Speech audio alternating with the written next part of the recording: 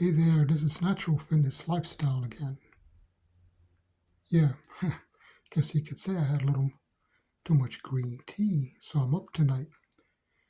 And I want to continue our discussion on rounding the lumbar region. In any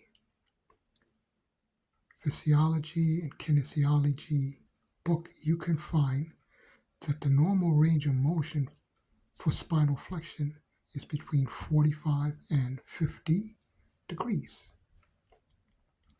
That far that is far exceeded when you bend down and reach your toes. So if you flex in the spine at 45 to 50 degrees, you're going to only reach your knees. You're definitely not going to reach, your shin level. So when you're doing the rounding your back on a deadlift, you're far exceeding your natural range of motion of your spine, and you're doing it under load. So what is it that supports your back? You may think, quote unquote, you have a strong lower back. But did you know that the ligament in the spine is very resistant? It's one of the strongest ligaments in the human body. It's as strong as a steel cable. So that is what's holding you up. But you're forcing the disc itself, which are much more delicate and this tissue isn't as strong. You're forcing them together. They're causing friction. This friction eventually leads to bone spurs. The bone spurs rub against two cartilages called the annulus fibrosus and the annulus pulposus.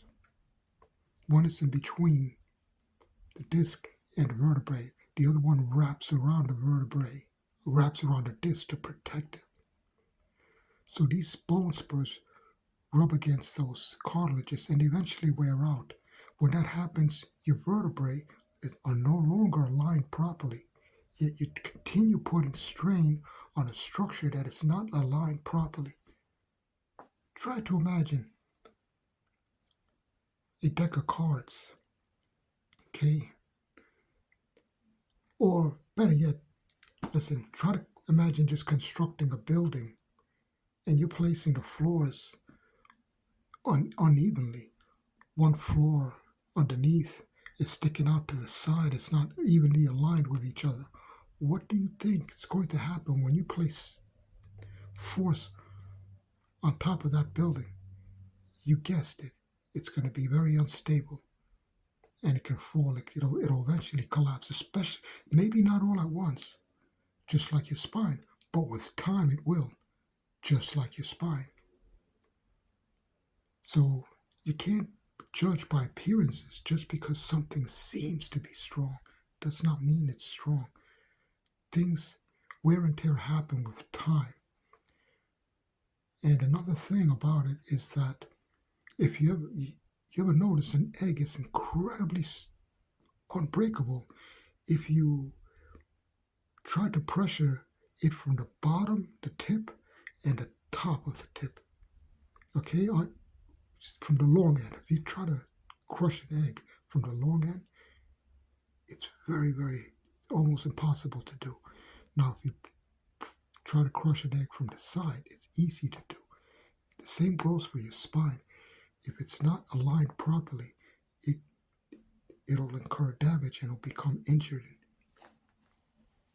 And guess what? You can't repair it. It doesn't regenerate. It doesn't regenerate if you continue.